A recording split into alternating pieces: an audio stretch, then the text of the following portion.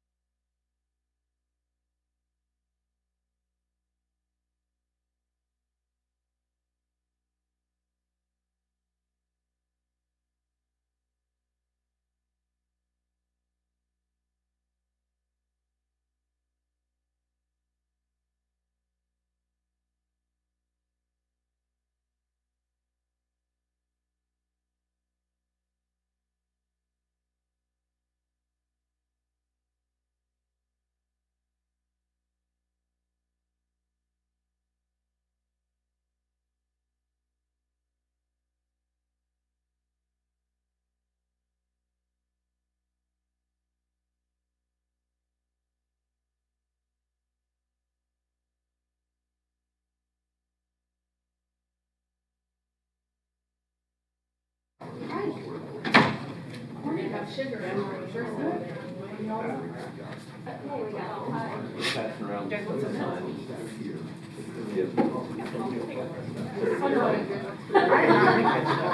Chairman? Yep, we're ready, Chairman. Are we ready to Yes, back? sir. Yep. Very good. Good afternoon, Chairman and Commission. Sorry we're a little bit late today. The meeting ran a little bit longer than we thought, but we are here to kick off the BOCC budget hearings for the 2023 budget. As you're all aware, we began to work on the budget in November and December of the previous year. We bring it to the Commission in a retreat format, have discussion in February, which we did this year. And then since that time, we have met, the management team has met with departments and divisions from all over the county and had hearings in preparation of these hearings. I will tell you from November till now, and it themed throughout our retreat as well, the theme of this budget is compensation for employees. So that's just where our focus has been at through every step. We heard that when we met with department and division heads through the management meetings. That is a theme that was consistent, and it will be consistent, I think, as you find in the next few days as we go through this. We have tried to, you will hear over the next week and a half from over 24 divisions and departments about their budgets, and there's 5 main components that we wanted to hit this year. Number one, they will show you visibly an organizational chart, and we will have it color-coded in such a way that you will be able to look at their chart and determine where they are staff deficient. So that's interesting on some of the bigger departments. They will talk about their strategic plan, specifically their specific goals. So we want them to talk about what is important to them and their operations. They will talk about department challenges and opportunities. They will quickly go over their 2023 budget requests, and then they will present a decision or reduction packages to you. So we're going to try to really streamline these presentations. Like to keep the conversation at a budgetary level. If we dig too much into operations, we're going to run past time, and we had really a lot of trouble this year calendaring into your calendars. I think this is part of post-pandemic as well. I think commissioners are just busier this year. So had a little bit of panic this morning as our meeting ran long, thinking we might have to cancel this first section, and honestly, we didn't know when we would recalendar it. So it's important that we try to stay on time and efficient. And with that, I'll be quiet because the next person up is Lindsay, and she'll talk about our forecast and how we'll move through the rest of the day. Thank you. Good afternoon, Lindsay. Good afternoon, Chairman. Woo! And good afternoon, Commissioner. Sorry, the podium moved a little higher and I about fell on my face. So you all should have a binder before we jump into the presentation. I just want to do some quick housekeeping. So behind your binder is a schedule. We will do our level best to stick with that. I'm going to be the schedule police, just like I was during your retreat. So I'll be trying to flag things or maybe interrupt here and there if it looks like we're trying to get off track. So then you'll see your table of contents. Behind that, you'll see some summaries for decision packages, revenue packages, and alternative reductions. And then you'll get to a calendar. Later in the presentation this morning, since it came up yesterday, we'll talk a little bit about when you want those budget workshops to be. We have them tentatively scheduled on this calendar, but we'll get into that. And then the rest should look very familiar. Budget summaries show what is in the requested budget, and we'll have some caveats to what's in and what's out in the presentation. And then the rest just flows the way it normally does. So decision packages that have made it through the budget team are included and bound in here, and departments will speak to those as a part of their sections. So with that, we will jump into the presentation. And you all have multiple handouts at your seats, and we will refer to those throughout. You'll have full slide versions of this PowerPoint. You will have an updated long sheet, which is what we're used to looking at in terms of what variables are in the financial forecast. You will have a document that looks like this. This is something that we just put together yesterday. It shows overtime hours worked, not cost, but hours worked by individual departments dating back to 2008. The columns that are highlighted show the years in which we did our big budget cuts. Yes, sir. Well, then let me give you my copy. I'm sorry. We don't have it. No? No. I do. I have it. Oh, It is. it is here. All right, guys. Pick up your folder. There it is. I just want to point out that the two ladies had it, the three guys didn't. That's what I want to point out. All right. Let's keep it friendly. We're too early for that nonsense. Okay, so you should all have this table now. It is overtime hours worked, not dollars. We will talk about that. And then finally, you will see this one.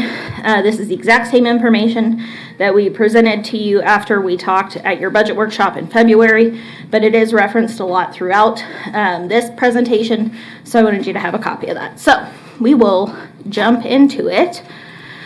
So what we're going to talk about today is kind of a recap of where we've been so that we can all better understand why we are where we are today with compensation and other things. We're going to have some special focus on what this has meant for employees. We'll do an update on the financial forecast from the hard work by the budget office to get that updated, and then we'll talk through next steps. Woo, got a little excited there, sorry. Okay, so we all know that the Great Recession began in 2008, but just like everything else, fashion trends and everything else, it normally takes a minute to get to the heart of the country. And so we didn't really start to feel or see the effects of the Great Recession until 2010. And so what you'll see is that in 2008, we had a 4% pay pool, we had some jail alternatives identified. There was a mill levy increase in 2007 to 31.3 mills. That was to fund a jail expansion and also to fund NCAT. In 2009, for that budget year, after the decision was made not to expand the jail, but to pay pool. So then in 2010, I know Lorian has shown you the slide about what is the forecast and why it matters. And we show you that line that basically shows we were going to be insolvent by the end of the planning horizon if we didn't take action. So for 2010, the performance pay that the county had just started doing, that 4% pool. So if you got a great score, maybe you'd get 6%. If you were an average employee, maybe you got 2%. That was suspended, and instead, there was a pay adjustment of 2% for employees who made less than $75,000. There was another $500,000 reduction. And then there were strategic reductions of $3.3 million and some deferral of capital projects. And at that time, we established a position review team. So every vacancy in the county organization had to go through this review team before it could be posted. And it included most of senior leadership. In 2011, we had another $500,000 reduction, which essentially put us back to where we had been before the mill levy increase in 2007. There was a 2% performance-based pool. We deferred capital projects, had $2.5 million in recurring cuts mid-year. And then we started the special voluntary retirement program, which unfortunately was not as successful as we thought it would be. But it was an attempt to try and cut positions in a way that helped people. So in 2012, this is where we did across-the-board cuts. So if you were a public safety agency, you received a 3.3% reduction. If you were not public safety, if you were anything else, including our community partners, you received a reduction of 6.6%. There was no employee pay adjustment. On top of those reductions, we had 62 FTEs eliminated. 28 were held vacant, meaning they weren't funded and they would have to come to the commission to get permission to fill them. And we started some shifts to grant funds. Now in 2013, you'll see on the slide that flat budget is in red. I've made that red because as we move through this presentation, you will see that repeated every year since 2013. So every time we have increased budgets, it's been either through personnel or it's been because of decision packages that have come before this commission. So in 2013, we weren't quite to our goal yet to make us solvent. And so we had strategic reductions of $7.2 million, but a 2.5% pay for performance pool. We did adjust the health plan at that time to try and save some funding. We had eliminated another 69 positions. Funding was reduced to external agencies, and at the end of the year, we were able to set aside some unexpected cash toward election equipment. In 2014, we had just completed a pay study. Classification, unfortunately, there was not comfort with the financial situation, and so that full study was not implemented. Most folks got about a 1.2% increase mid-year as a result of that market pay study. So again, a flat budget. This is when we kept trying to shift programs to alternative sources. The mental health pod at the jail was fully implemented in this year. This is the year that JRBR was closed after a couple years of working with the state to try and increase the daily rate per member of the population. And then in this year we had a little better results than we expected, and so we put $2 million toward election equipment replacement. So in 2015, 2.5% performance pool. We shifted to self-funded employee health insurance, which was a wonderful move. We have saved significantly compared to our peers based on that strategy. We started to see a few increases to the budget in 2015, very strategic moves. We insourced billing for EMS, which of course you all know was then outsourced. Down the road, it wasn't quite as simple as we thought it would be. And then, of course, we talked about the mortgage registration fee, and that was the year in which that began to be phased out. So that obviously added some complexity to our budget process.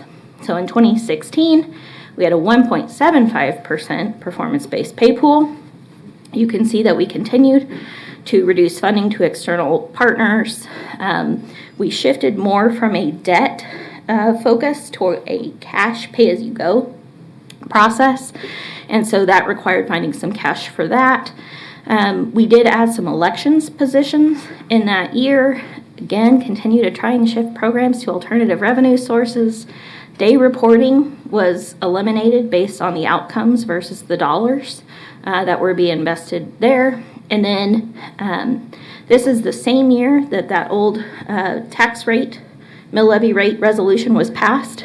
This was also the same year the state legislature adopted their property tax lid. So I just want to be clear that those were two separate actions. In 2017, we had a 2.5% performance-based pool. You will see when we get to this overtime hour chart that you will start to see an increase in overtime hours worked because of the implementation of the Fair Labor Standards Act changes. We had to shift some employees who had previously been salaried to hourly, and so those folks were able to earn overtime at that point. You can see that we did add a few positions throughout public safety. The Law Enforcement Training Center was funded, and this is the actual year that we replaced the election equipment that we had been setting money aside for. So in 2018, that budget was the first year that we had the state property tax lid. We had a 2.5% pay adjustment. We also moved the pay structure. So that was the first time in a while that we had actually moved the minimum salary that we were starting people at. We did add funding for flood control, funding for public safety. This is the time when we adjusted the zoo funding agreement so that instead of salaries and them getting the balance of whatever wasn't spent, we actually intentionally are funding half of their CIP. And then the debt policy was changed to kind of reverse some of the 2016 activity. And we went from there. And then, of course, we used to give funding to WSU Tech, previously NCAT. Likewise, WSU would then give us building rental money. That went away as a part of the 2018 budget because it was essentially a wash. So then in 2019, we had a 2.5% pay adjustment with a 1.5% performance-based bonus. We did add some resources for public safety and human services.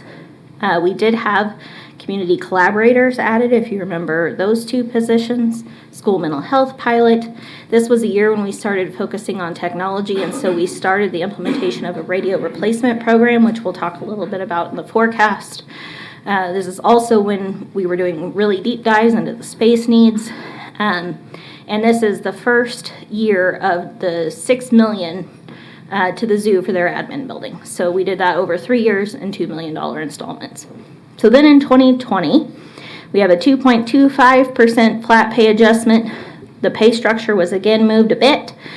We did have a 1.25% pool set aside for departments to try and do strategic adjustments, but of course 2020, we all know what happened in March. Our pandemic hit. Chaos obviously ensued, and so we didn't know what was coming. So this just summarizes some of those programs that were added. Just as a reminder, in mid-year 2020, we did have furloughs, voluntary and involuntary for some of our positions.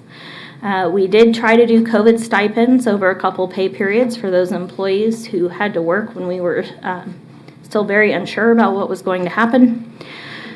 We had a $300 year-end bonus that was funded with that 1.25% pool. We did receive CARES and Spark funding, and of course that Family First Coronavirus Relief Act mandatory paid leave was implemented, and we used about $900,000 of the county's CARES award to fund that.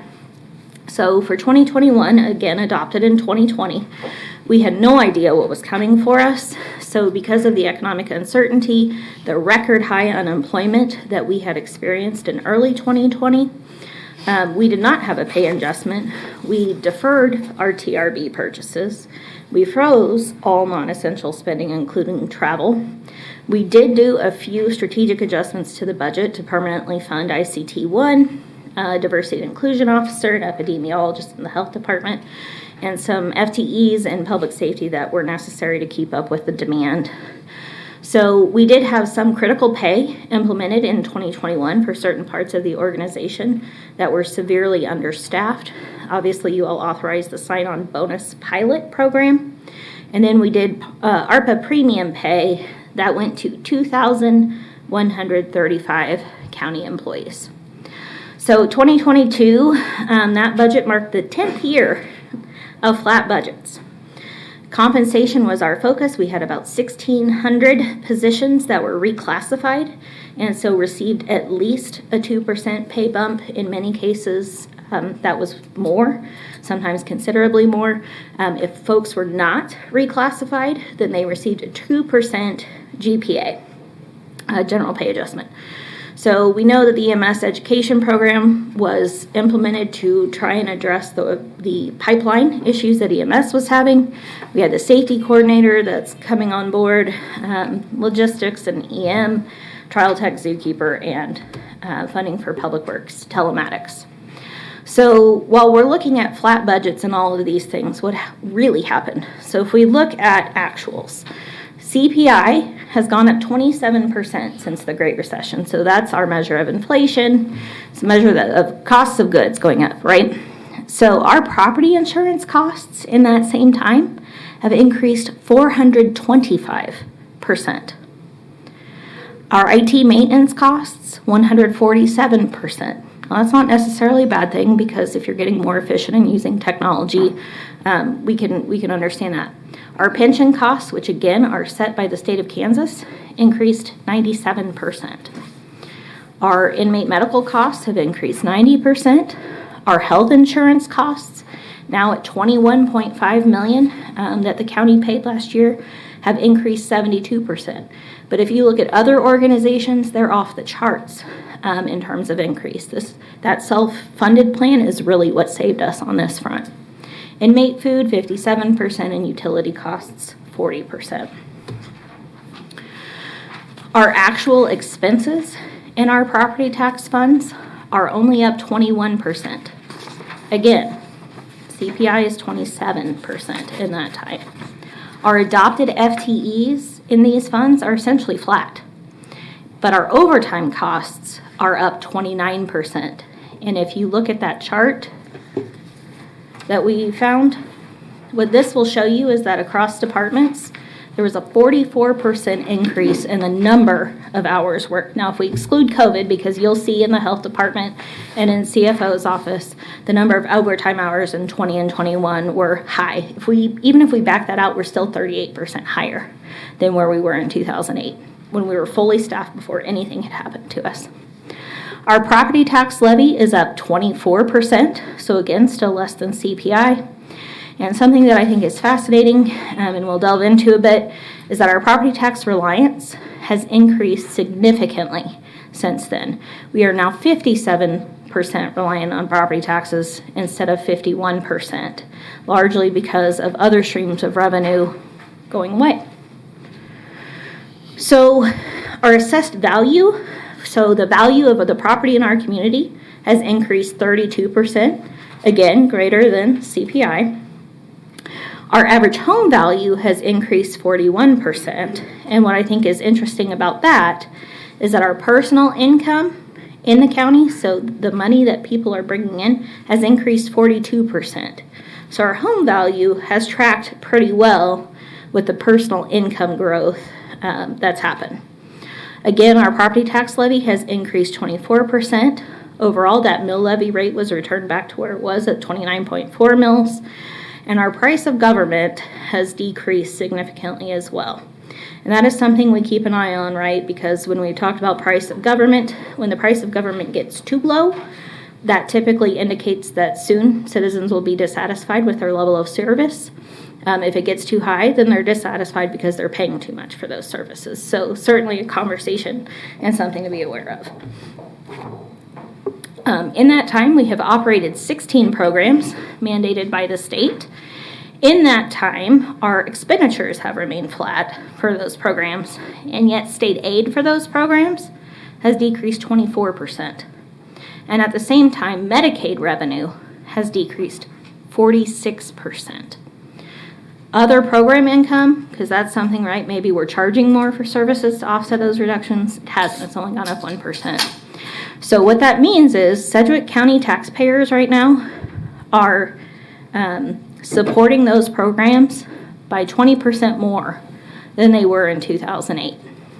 So the costs of services go up, mandatory costs of doing business. Now we're operating these mandated state programs. Our costs are going up there, but revenues aren't increasing. That goes a long way toward explaining some of that property tax reliance. So this is my slide where I pick on the state a little bit, so apologies in advance. But the local ad valorem tax reduction is a program that has been on this in statutes but not funded since 2006. And so if we look from 2008 to 2021, what we would have received through that program totals $20.2 million. Likewise, the City County Revenue Sharing Program, which is very similar to LAVTR, has not been funded to the tune of $37.8 million in that time. The commercial machinery and equipment exemption reduced our personal property tax revenues. That has about $50.2 million. Now that's a great economic development tool that's given to everybody, right? Any business. So that's a great tool. But what that means is it shifts burdens to residential taxpayers because now we have that gap to make up for. And then finally, the state eliminated the mortgage registration fee. They did increase the per page fee, but what you'll see on the next slide is that because of the very, very, very low interest rates and all of the refinancings that occurred in the last 2 years, if we had had that old mortgage registration fee, the amounts are staggering. If you look at this bottom yellow chart, this shows if the mortgage registration fee had stayed intact. In 2020, the fees collected would have been $282 million because you can see up there on 2020 under the value of mortgages, we had an exceptionally large value filed, and so you've got $113 billion worth of mortgage value. So just some food for thought there. So as we're going through all of this and we're having these small pay pools and making reductions and flat budgets, a lot of the time we have not been able to invest in employees while also keeping property taxes flat or in not reducing services. So what this table shows you are our annual pay pools, not necessarily the pay adjustments that individuals receive, but the value of the pay pool. It also compares then what has happened with the consumer price index over those years, as well as our increases in assessed value. And so what that actually means then, and I want to show you, there's going to be 2 slides here that look somewhat similar. So this one is what you saw last year when we had this conversation. And I want to show you this because we have gained ground. So last year, the average employee salary had increased 17% in that time versus inflation of 22% at that time. But when we apply benefits, so how much is contributed toward capers and how much is contributed toward health benefits, it went up 15% at the same time that we know inflation was 22%. And again, overtime increased substantially over that time. So then if we look at this year, things do look better because of the reclasses and things that were done. So the average employee salary has increased 22%. Of course, inflation has now gone up, but through the end of last calendar year, we were at 27% inflation from 2008 to the end of 2021. And when we apply benefits, again, increases have gone up. So the actual increase for employees that they have experienced in their take-home is actually 20%. So we have not kept up with inflation for employees. So all of that lays the framework then for what you're going to see through the financial forecast. So again, the forecast is this long sheet. It is a planning tool. It's based on actuals, and it focuses on our property tax funds. The budget is a 1-year spending limit. That's all it is. So as we frequently say, it is not a goal, right? Like we don't want to spend every penny of the budget. That's not a great strategy in the long term. And so to get into that, just to put that into perspective, what does that mean? If we look at what was unspent from last year's budget, the general fund, wound up having $14.3 million of unspent budget authority, largely in personnel. ComCare grants had $21 million of budget authority that was not spent. Corrections grants had about $8 million of budget authority that was not spent. And our health and life insurance fund had about $5.2 million. So overall, the budget was about $553.7 million. We really spent $463 million. So we had about $91 million across the organization in unspent budget authority. So again, it's just a spending limit, not our goal. So if we look at the 2022 adopted budget, you may remember that in the past I have preached at you about our 8 property tax supported funds. We're now down to 5. Thank you. And so that's what this looks like now. So the general fund now includes EMS, ComCare tax fund, and noxious weeds. So those used to be 3 other funds that were broken out on this table that now have been consumed by the general fund. And what you'll see on here when we get there is that we do still continue to show those funds because they do have cash sitting in them. We can't move that cash out of the fund without it being budgeted. So we're going to ask you for budget authority in those funds next year to get the cash out of there and into the general fund. It still may only be used to support those functions though. So EMS cash may only be used to fund EMS. So your long sheet handout looks exactly the same as what you've seen before. We have our revenue and expense assumptions. We have the operating income and deficit per fund, ending fund balances, and the levy rate by fund. And then something I want to emphasize, this includes the 2022 adopted budget CIP. So what you all approved last August. Later in the process on the 17th, I think it is, we're going to talk about capital improvement, the tentative proposed capital improvement program, to get your feedback on that. So that is not yet included in this forecast because we need your feedback before we do that. So let's talk about what's included. Everything that we currently do, we do have an 8% pay pool included in this forecast for next year. And that is in large part driven by the fact that inflation, we know, is at 8.5%. We're hearing, I'm sure you're reading the same articles I am that say that that's not going down anytime soon. It's expected to just continue to go up. And so we already know, and I'm sure Sheena can speak to this in more detail when she does her compensation wrap up, we know that other agencies are watching us so that we don't beat them. So if we do 8%, they're watching to do more. So even with 8%, we're not expected to gain a lot of ground. But it is something that, at least at this point, we believe is something we want to try to protect and preserve and put emphasis on for our employees.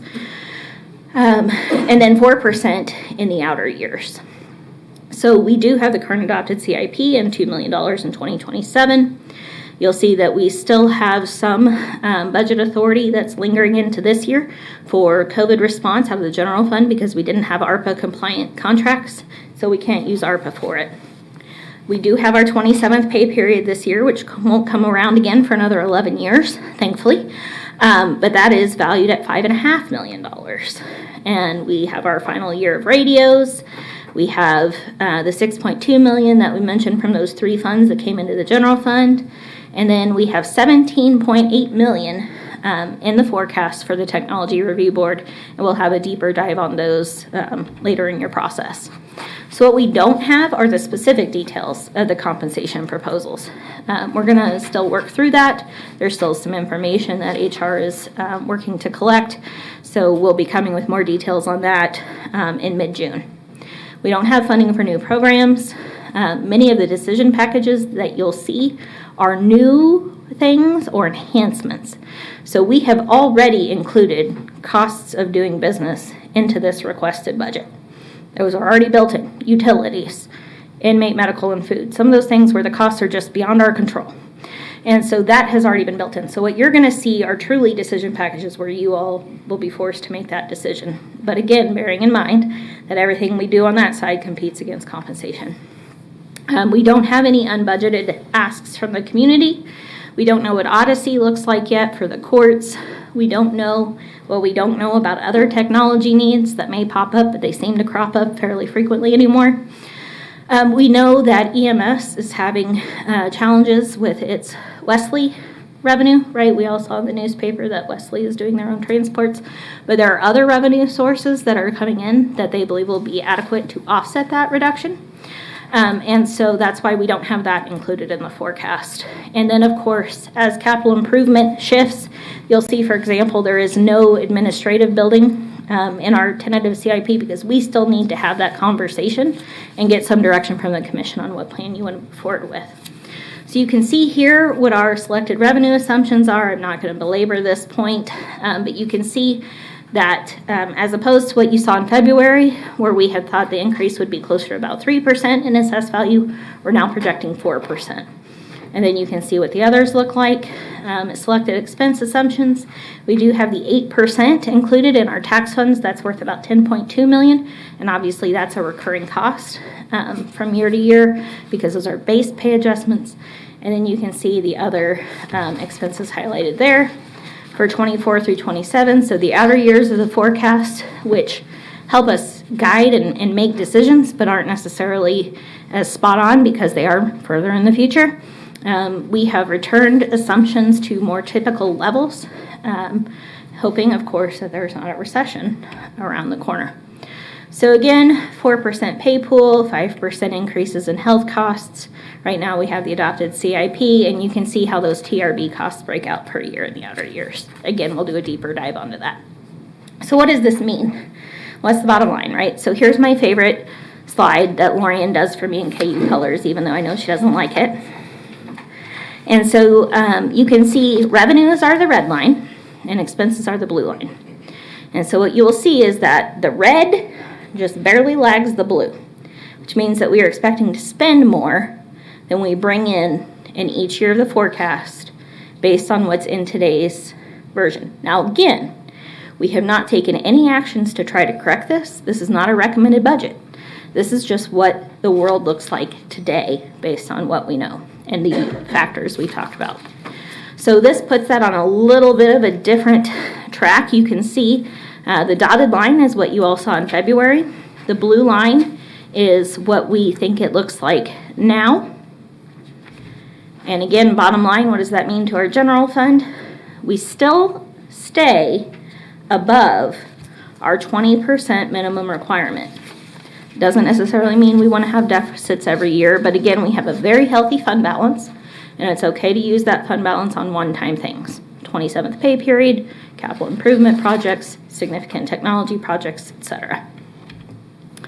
So, again, what you will hear over the next 2 weeks, what you saw today is not a recommended budget.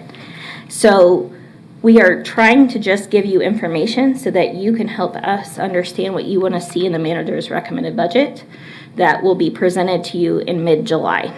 So what you have in your binder right now doesn't include that pay adjustment that we talked about in the financial forecast because we don't know yet. We're not going to go and put that into department budgets until we have a better idea of what, the commission is going to approve, and then 2, how that's going to look across the organization. We don't have health insurance adjustments in yet. Our fleet charges and administrative charges are still in at the 2022 level. We will update those. Those are things we just do administratively. Departments don't have to come through and ask for that. And then right now, we don't have any capital improvements included in the budget because we want to see how that CIP process plays out, whether it's cash funded, bond funded, etc. So the base budget is $489 million. That includes all funds, including the fire district. You will see decision packages worth $12.2 million. Some common themes will be compensation, personnel needs, or other services for continued demands. We'll talk about a revenue package that's been submitted that doesn't have specific dollars assigned to it, and then we'll talk about some alternative reduction packages the departments have proposed to offset the cost of decision packages. So we're starting your budget discussions today. On May 24th, we will have 2 topics at your budget workshop. The first topic will be ComCare's new funding model. I know we've all heard a lot about it, but they'll give us some details for that. The second topic that day will be the Mental Health and Substance Abuse Coalition funding requests that were put forward. On June 7th, we will have another budget workshop. That one will focus on the recommendations from the Cedric Lofton Task Force. I know departments who were mentioned in that right now are looking at that and evaluating what the costs would be to implement those. June 15th is our budget decision deadline. So that is the date by which the manager must make his decisions for what goes into the recommended budget so that we have time to incorporate it, get it to print, et cetera, et cetera. And then on July 13th, you will see that budget, and it will also be our last update, which even though we now have a revenue neutral rate, this last update notification, which is when we say this is the maximum property tax levy, this is the maximum budget that we will have, that's when we have to set that. And so that recommended budget is what we will provide to the clerk. When you, essentially, normally we will ask you to just receive and file the recommended budget. We'll actually ask you to take action to approve a resolution so that we can do that appropriately. August 4th right now is the proposed, we just simply looked at last year's calendar and emulated that here. So what that would mean is we would have our proposed first public hearing on August 4th, and that would be in the evening. And then the day of budget adoption, which is also the day we have to adopt the revenue neutral rate, would be August 24th, and then adoption would follow that. And then, of course, as we go through this, we definitely want to hear your feedback on what workshops you would like or information we can prepare for you to do deep dives. And so we'll get those scheduled throughout the calendar as we need to. So we'll continue to make sure all this information is posted on the website. The recommended budget will be presented there after it's publicly presented to you. So, sorry, I know that was a ton of information that I threw at you in a short time. But are there any questions we can answer now? Thank you, Lindsay. Commissioner Cruz. Thank you, Chairman. I just have one question, and it's on slide 19. You talked about, actually I have two, excuse me. Okay. Okay, so what were the 3 additional into the general fund? Noxious weeds. EMS Okay. and ComCare tax. Okay, and then additionally, you said there was 91 million in unspent budget authority, and then you rattled off sort of the numbers. Is there any Yes. way I could get that in a written form? Absolutely. Well, and actually I will, it's not in the budget book. What it'll be? It'll just show actuals. Okay, yes, we can get that to you. Okay, and I think that kind of translates to the slide 29, because it talks about the staying below, so like for 2021, it would be in correlation to the unspent budget authority. That would be part of it, but also we just had a lot of cash that was able to be, like in 2020, we were able to put a lot of cash into the fund because we were able to get CARES I'm on reimbursement. slide 29. Yeah. Slide 29. I don't have to. It says it right there in the corner, just very, gotta, Hey, I see it. yeah, you just gotta. Trying to hide it squint. from you. Gotta Trying to be squint. sneaky, sorry. I don't want you to know page numbers. I'm sorry. Okay, so yeah, I just want the unused fund balance for the $91 million that you mentioned for last year, I believe was the year, correct? Well, and that was unspent budget authority across the whole organization. This is just the general fund. Okay, So so we can break both of those Great. out for you. that's perfect. Thank you, Lindsay. sure. Appreciate it. Thank you. Commissioner Meitzner. Thank you, Chairman. Quick question, just one, on slide number 12. I see the numbers there. You don't have to right now, but can you provide me that first? The list what of were the everything. What are the 16 programs that we have to operate on behalf of the state? I would be delighted to send you that. Thank you. I think that's an important part of our conversation. Sure. Thank you. That's all I had. Well, thank you. Well, Lindsay, I don't see any other questions. I've bored you enough, huh? So we have, next up is Randy, right? Are you gonna pull up her presentation, or you want me to? Or do you have something else, Lauren, that we're supposed to be doing? No, I was going to tell you, you're right, it's Brandy. We'll be on page 127 for the county treasurer's office. Very good, thank you. Page 127.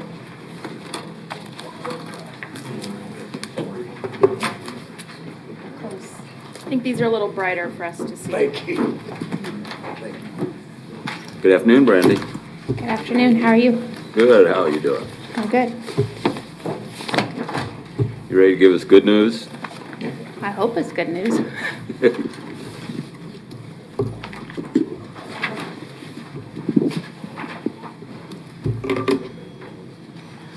Saving my butt.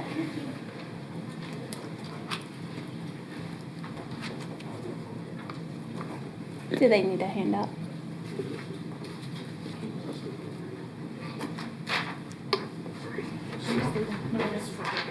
Thank you. Thank you, sir. Just shoot them down. That's quicker. Now you're ready. Okay. Good afternoon, Mr. Chairman and Commissioners. I'm Brandy Bailey, your county treasurer.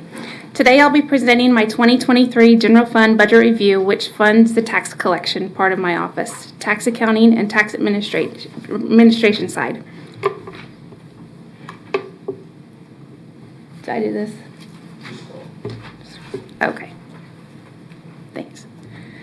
The tax office staffing table provides for 17.5 FTEs. 3.5 is in my administration team, and that's my chief deputy and three others. My chief deputy is paid 50% out of the general fund and 50% out of the tag fund.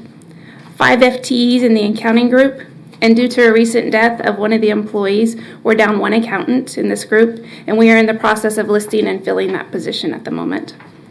Currently, there are 9 FTEs in tax collection. Staff and I have taken an in-depth look at our tax office workflow. I've made some changes which I believe will enhance our customers' experience in the office and our efficiencies and streamline our processes. In doing this, I will be working with HR to ask for the reclassification of our delinquent tax clerk to supervisor, who will head our newly formed special services unit. This group will handle our delinquent tax work collection, our prepay program, our remote deposits, and our lenders collections work. The cost of this reclassification will be absorbed in the 2023 budget and in future budgets, and I will not be seeking any additional funding to facilitate this reclass. In this area, in the tax office, we rarely have any turnover. Right now, like I said, we are down just 1 employee, and that's due to a death. And most of our staff in our office are career-oriented, so they tend to stay around a little longer than my other office. My office has put together a strategic plan with 5 goals outlined, and I'll just read through these. Our first goal is professionalism, and that's to provide the best customer service possible to our customers by exhibiting a friendly demeanor, providing accurate information, and precise transaction processing. Our second goal focuses on public service, and that's to bill and collect real estate and personal property taxes, to follow up with delinquent tax collection methods in an effort to collect as much delinquent tax money as possible. Our goal 3 is partnerships, and that's to foster strong, lasting relationships and partnerships with our internal and external stakeholders to ensure services remain coordinated and uninterrupted.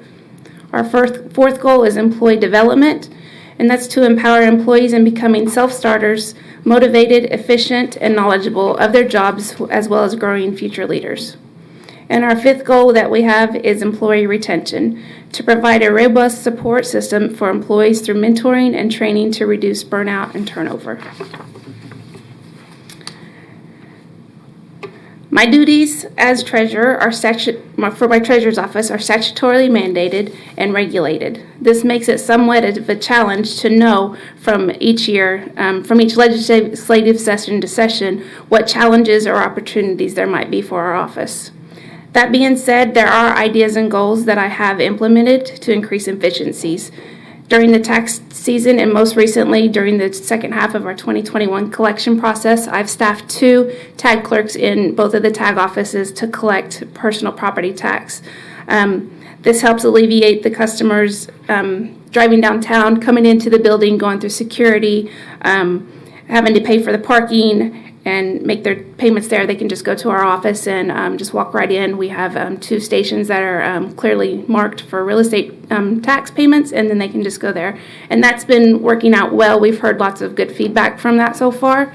It's still slow because it's not, advertised widely out there. We've put it out on social media, and it's, like I say, it's working really well, and hopefully we'll have that out on the second half property, or the first half property tax bills, so that way customers do know that they can go downtown or go to the tag offices to make their payments, and hopefully we'll see an increase during first half. The move to the new office building will also increase our efficiency. Currently, our office is displaced with the tax collection staff housed in the main courthouse while our accounting team is staffed out of the Douglas Tag office. We are having to shuffle paperwork, checks, credit card receipts back and forth each day so that way we can get our work processed. Just recently, we've learned that Sedgwick County has been selected and scheduled to receive a substantial upgrade to our existing Unspent tax system. I am working with my staff to enhance the strategies in promoting and better administrating our prepayment program. Currently, we have approximately 1,520 customers that are enjoying using prepayments, but I would like to try to increase that. Staff are researching and designing a new webpage for the Treasurer's Office. Right now, the page is very cluttered and not very user-friendly, so we are looking into that, how we can make that a lot simpler. Improved reporting and tracking tools will add a layer of security in our accounting transactions, as well as provide administration with better snapshots of employee productivity and error rates.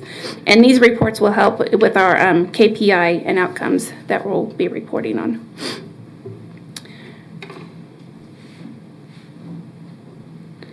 Our 2023 budget request as presented by the budget team is $1,363,912, which is down 3.07% from last year due to a decrease in personnel costs. After reviewing our 2022 expenditures this far and estimating our needs for 2023, I believe the amount presented will be sufficient to fund the operations of my tax office. And with that, I will stand for any questions. Commissioner Howell.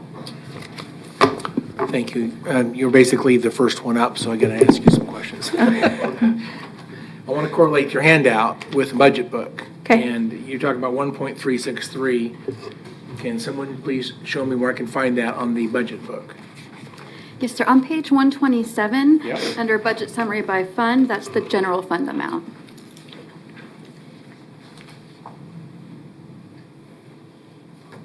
It's at the bottom. There will be a budget summary by I fund. see a 1.407. And the 2023 budget column. 2023. Oh, there it is. Okay. Very good. Now, this does not include the 8% pay adjustment, correct? Correct. And you say reduced personnel costs. How did you do that? How did you reduce personnel costs in terms of 2022 versus 2023? How did you? I believe this reduced personnel costs is because last year we had that extra pay period. This year we only have 26 pay periods. So we're going to see that every time, basically. Yeah. Yes. So we need to understand. So if it's due to that, I think that should be clarified. If it's due to something else, I hope people will clarify that, because it does make a difference. Okay. The total expenditures. This is entirely fee funded. Is that correct? No, this is the tax side of the office. The tax side of the office. Okay. Yeah. The tag side is completely fee funded. So this is This is what's funded out tax of. funds for you to run the tax side. Okay. All right. Thank you so much. I don't see any other questions. Okay. Thank you. Thank you. With the constraints on our budget, why, you got a nice budget. Thank you. All right, let's see who's up next. Looks like appraiser. Oops, I'm sorry, Commissioner Meitzner.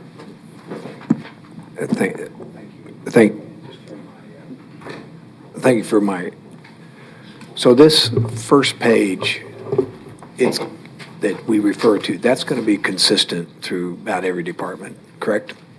Okay. You'll hear a theme of the 27th pay period showing a negative number. like Yeah, Commissioner yeah, Howell brought up throughout. that was helpful information.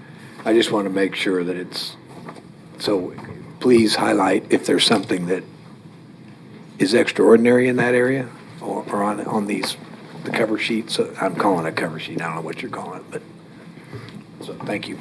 Well, and Commissioner, you might, if you flip over to page 128, if you're on the 127, that next page will talk about significant budget adjustments. If there is something abnormal happening with the department through their request, budget will highlight that on this page. So when there's nothing there, just like Brandy was able to describe, there's really nothing happening with her budget other than that 27th pay period that's happening in 22 that's not happening in 23. Does that help? Yeah. Lorian, what Do we page have- we on? Well, she just was summarizing 127. I mean, We'll be on 120. page 116 for the appraiser's office. Thank you. Have we already approved that 27th pay period, or is something we have to approve?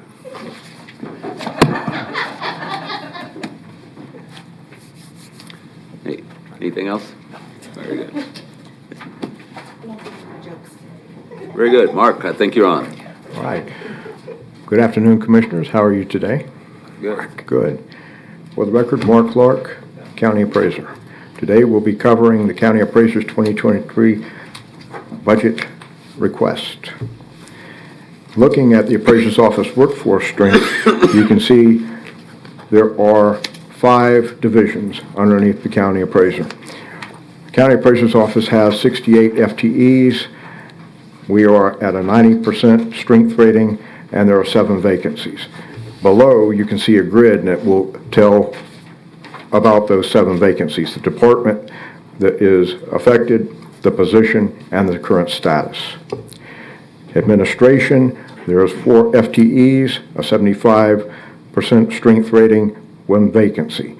That is the Chief Deputy Appraiser, and interviews are scheduled to take place on May 11th.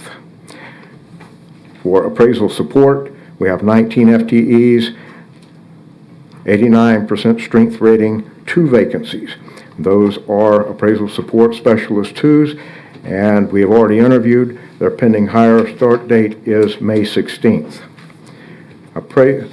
Special use property, we have 12 FTEs, a strength rating of 92%, 1 vacancy, and that is the Senior Personal Property Appraiser, pending HR review of the job description, approval of that job description, and creation of a job code so that we can post that position. Residential Ag Department has 19 FTEs. We have an 89% strength rating, 2 vacancies. That is the Senior Residential Appraiser and the Ag Appraiser. Both of them, once again, were pending HR review and approval of job description and job code creation so they can be posted. Then the Commercial Division, which has 14 FTEs, 93% strength rating, 1 vacancy, pending a start date of May 9th.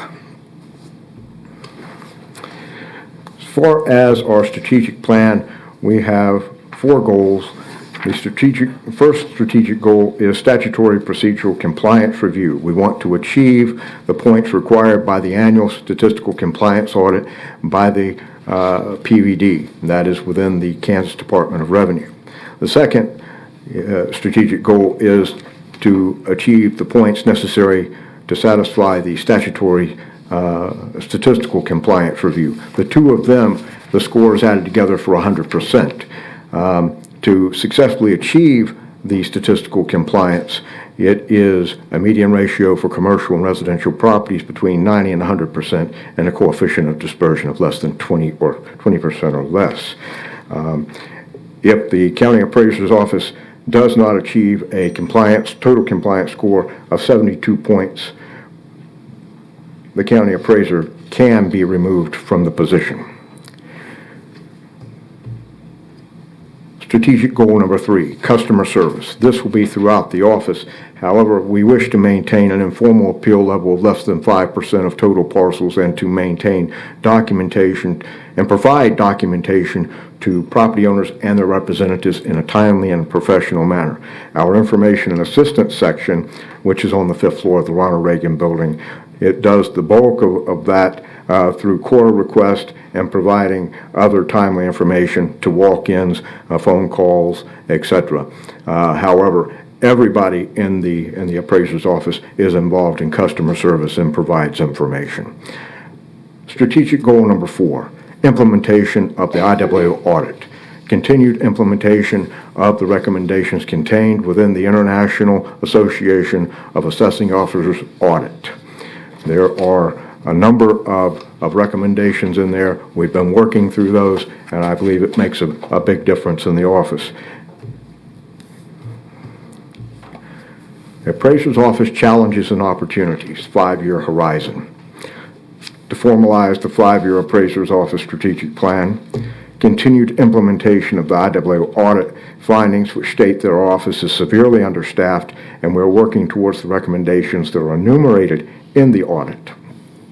Org chart and staffing issues, increased workloads due to increased number of parcels, sales activity, building permits, appeals, and legislative changes. Now, percent increases from 2016 to 2022 for parcels, it would be 3.19%. For sales activity, it's 19%, and over that time for building permits, it's 20.25%.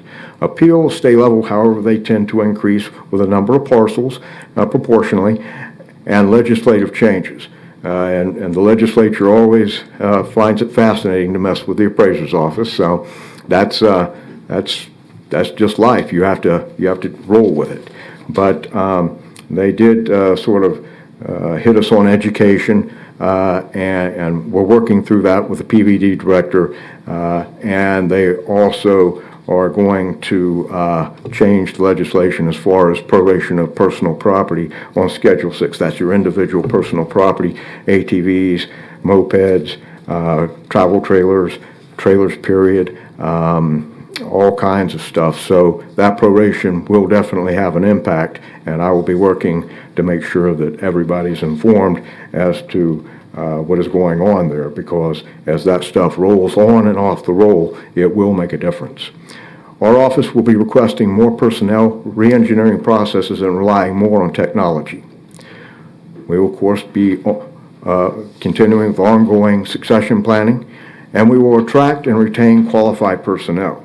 Now, this is an interesting one, because when we say attract, well, honestly, it's hard to attract people because there's just not enough pay. We need to make an adjustment there, and it would be greatly appreciated if you would take that into consideration. I know you are, but it's important.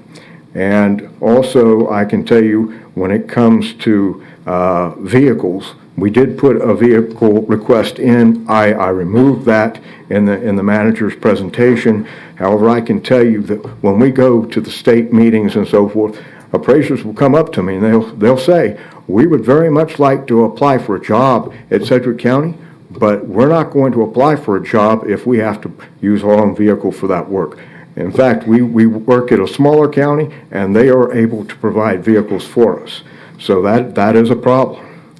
And then on the backside, we had a commercial appraiser. I'll use this example.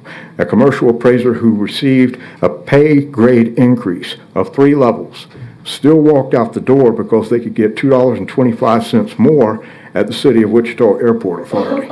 So we lost a commercial appraiser. However, you can see that has been filled. It will be filled, I believe, on May 9th. The person begins work, the new employee. But that was a skilled employee who had gone through lots of training and so forth. So we have to start over with another employee there. That hurts. On the backside, I just think that, you know, when you're talking about attracting, it's the pay. On the backside, it's the pay. So I really do believe we need to do something there. Compliance with Kansas Department of Revenue, Division of Property Valuation Division, directives and guidelines requirements with extremely limited resources, and we've been scoring in the mid-90s to the high 90s. And I'm very proud of that staff. They have a lot on them, but they continually perform, and I'm very proud of that. Tracking key legislative issues that affect the appraiser's office and monitoring and evaluating appraiser performances impacted by the Momentum software and moving forward with necessary software and technology upgrades. Appraiser's Office 2023 budget request summary, all funds.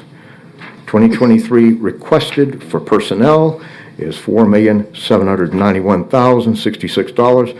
That is a change of a reduction of 4%, and that is because there was only 26 pay periods this year. There's 27 last year. Contractuals for 2023 requested is $219,232, and that is a reduction of 3.92%, and that is due to fleet charges, which will be added throughout the year. The total requested for 2023 is $5,095,095 for a reduction of 3.93%. Appraiser's Office Decision Package 1, Additional Personnel Request. The objective of this decision package is to request funding for adequate personnel to maintain efficient control of appraisal processes and to ensure efficient quality control and sustainability in the main duties of discovering, listing, and valuing properties. Funding of additional personnel will enable the Appraiser's Office to implement a strategic plan that will allow for rigorous quality assurance, increased production levels, and a sustainability plan that will prepare the Appraiser's Office to sustain itself over the long term, perpetuating the ability to fulfill the office mission. Funding of this request will also assist the office in achieving more uniform and fair valuations, thereby satisfying constitutional and statutory responsibilities. This request is supported by the findings in the Appraiser's Office audit completed by the International Association of Assessing Officers. The request is for $150,000, $150,683. That is 2 FTEs. That would be 1 agricultural appraiser and 1 appraisal application specialist. The agricultural appraiser, as you know, 68% of the land in Sedgwick County is devoted to agricultural use, and the state is starting to clamp down on understanding what's going on in each county when it comes to agricultural activities. As far as the appraisal application specialist, that will help with our tech side, but also we'll be doing a lot of analysis whenever we're doing our compliance type of information for the state. They always want analysis. They don't want just queries ran, etc. They want to see the results of what we put into Orion, our computer-assisted mass appraisal program, so that will assist in that as well. Let's see here. The request for additional personnel is $150,683. That's 2 FTEs. Once again, the 2023 requested is $5,095,095, a total reduction of 3.93%. And also in your packet, I provided, after the question slide, 2 pages. One of them is large county staff comparison over time. It compares Sedgwick County, Johnson County, Wyandotte County, and Douglas County. It shows from 2018 to 2022 the number of real property accounts, personal property accounts, the total number of accounts, the staff for each of these counties, and then the accounts handled per staff. As you can see, Sedgwick County far outpaces the other counties. Also, per the IAAO, the standard for large counties is 3,200 accounts per employee. As you can see, we're up close to 4,000. And Johnson County is really a lot lower than we are. So we are really doing a lot of work, and with short deadlines, we really would appreciate some additional staff. Also, when you look at smaller counties like Wyandotte and Douglas, and per the IAAO, they should be somewhere around 2,500, and they are both below 2,500, but they're close. But Johnson is far below the 3,200, and we are closer to 4,000. If you look at the next page, Sedgwick County staff comparison over time, that is strictly for Sedgwick County. It goes from 2005 to 2022, and you can see that the accounts handled by staff has climbed steadily, and that the number of employees or staff has decreased. However, we have been able to add some staff, and that has, over on the right-hand side of that graph, made a difference, and that's greatly appreciated. We'd like to keep that trend going if possible. Commissioners, that concludes my presentation. If you have any questions, please let me know. I guess the only question I have, it looks like you got like 7 open positions right now from that first chart that you got. Is that correct? There's 7, but they're basically, most of them are they're just waiting for the people to start work.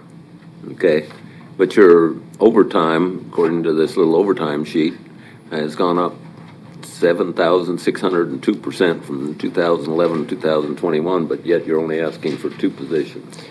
Well, I asked for 4 in the managers, and the reason why I cut that back is because the people that I've got, I need to pay them more. I mean, I want to keep what I've got. If I can have 4, I'd love to have 4.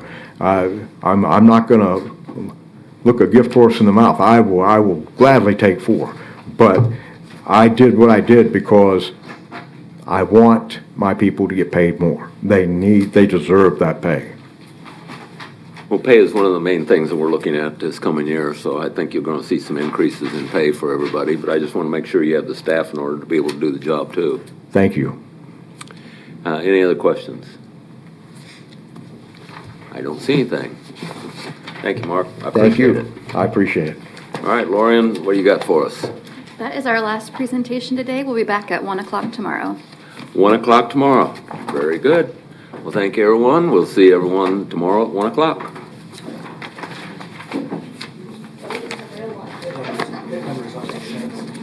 $1,040 divided by 563 is not 7,600.